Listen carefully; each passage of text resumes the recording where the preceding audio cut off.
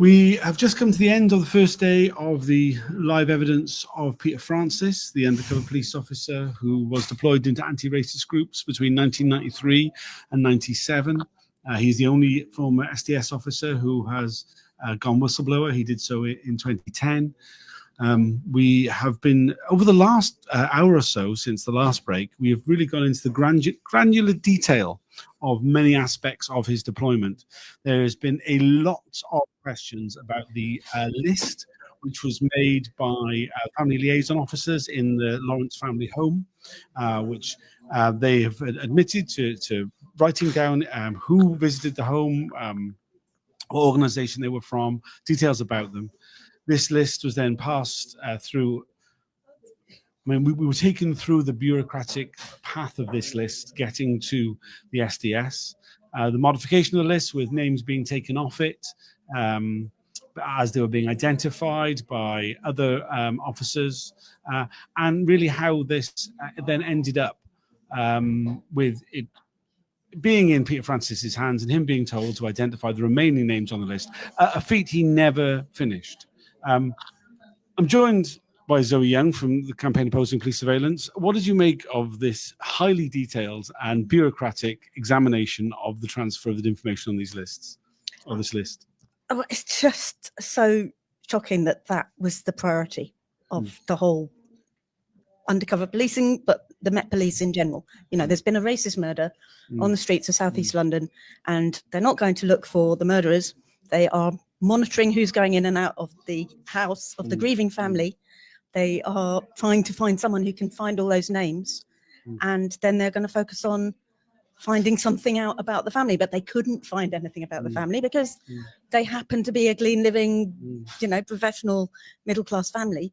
And they wanted to have something, anything they could hold against them. And to then give this guy this job, which he just went on, you know, he was told, he thought at the time, as he said, that this was the right thing to do, that he was just going to keep going until he could find whatever he could about all those people and any dirt. And yeah, I mean, quite amusingly, I mean, he's even said that the Palmer Black was one of the names on that list. He never identified her. He was able to identify her just the other day, when Doreen Lawrence gave evidence, where it was told who she was.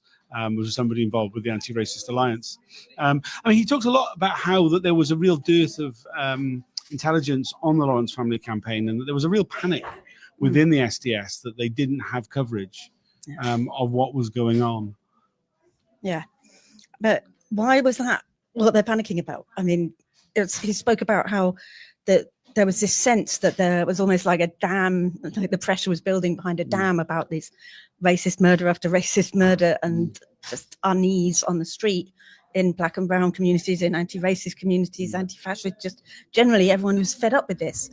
And that rather than saying, let's go and tackle the racism, let's go and tackle the murders, they wanted to find out who these people were and put that at the focus. And I'm sorry I keep repeating this just because it's so shocking. But he also said something like that they gave him a job and he kept on with the job, and he hasn't stopped with the job. Even now he's at the inquiry, he's still interested to know who all those people were. I mean, as he said, mostly it turned out that those people were well-wishers, extended family members, nobody of great deal of interest, but that he was told that, you know, find out if they might be political, because it would be possible to discredit the family if they were somehow politically engaged. I mean, like, it was put to him as like, oh, well, so what would be the concern, say, if they were from the SWP? And he said, well, if the concern was in the SWP, the concern would be that the officers who've infiltrated the SWP haven't reported that it was the SWP people there. But overall, anyway, it wouldn't be a concern because they had control within the SWP. They had good coverage. If it had been something like the Nation of Islam, then it would have been a concern because there was no SDS coverage inside the Nation of Islam. And this is really what it kind of comes down to, is that the SDS felt they had to be seen to have full coverage of any organization that could have any concern, could be of any concern over public order. Yeah, and I think because he was white, they were initially wanting to put him into anarchist groups, but then they thought, hang on, there may be a way into some of these anti-racist groups. But they only seem to, at the time, have had one black spy cop, Trevor Morris. And he Peter Francis was saying there was a lot of pressure on him at the time, and it was like, come on, you have to do this whole work. But at the same time, he said earlier that there was this sort of mistrust of Trevor Morris because of this fear that he might, what's the language they use? Go back going over. Going over. Going like, back over. Back over. What does that mean? Back I mean, over. like the idea essentially would be that he would stop working for he would stop really working for the police and go back to identifying with the black community. I mean, it was essentially it. Another thing that was talked about quite a bit was the leaking of SDS intelligence to the press. And there was really an attempt by the inquiry to point out that one of the examples that Peter Francis had given about the tarring of Cynthia, was it Cynthia Jarrett or Joy Gardner? Basically, that Peter Francis had mixed up whether it was Cynthia Jarrett or Joy Gardner. Both of whom were women who ended up dying within the custody of the authorities. Of the police or immigration officers. Yeah. And that he kind of showed how the stories in the press had actually come directly from the immigration officers in the one particular case. And to which Peter Francis said, well, it was the other case then. That there's confusion that he had at the time. We've shown his written statement from 2003, another one as transcript from 2013. Peter Francis has been talking about these things for quite a long time now, both privately and more publicly since 2010. But I mean, he was in no doubt that the special branch does leak information to the media, which is then used to discredit campaigns, and this is something which is seen as part of their countering subversion remit.